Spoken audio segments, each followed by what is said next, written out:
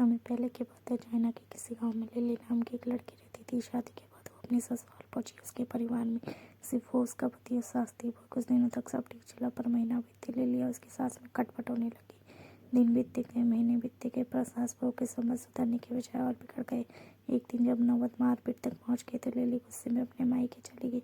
उसने निश्चय किया वो किसी तरह अपनी सास से बदला लेकर रहेगी और इस विचार के साथ वो गाँव के एक वैद्य के पास पहुंची।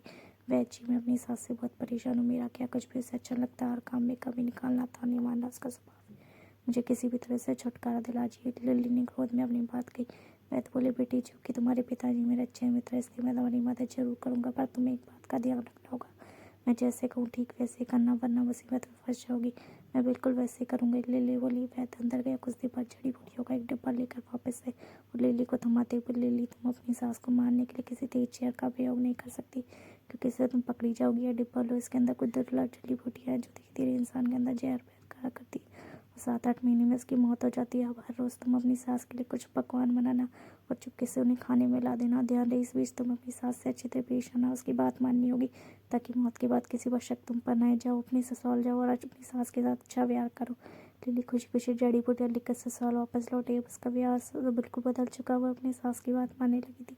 आए दिन उनके लिए स्वादिष्ट व्यंजन बनाने लगे और जब कभी उस गुस्सा आता तो वैची को भी आप ध्यान में रखकर अपने गुस्से पर काबू कर लेती। 6 महीने बीत के घर का माहौल बदल गया।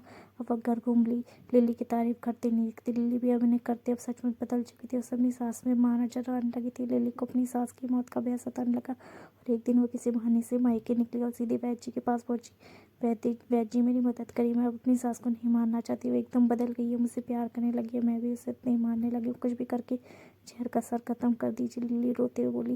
वैद्य बोली, बेटी, चिंता करने की कोई जरूरत नहीं है। दरअसल मैंने तुम्हें कोई भी जहर दिया ही नहीं। उस दिन में तो बस स्वास्थ्यवर्धक जड़ी बूटियाँ थी।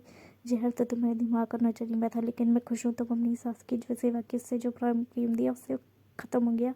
जाओ खुशहाली से अपनी और पति के साथ जीवन व्यतीत करो।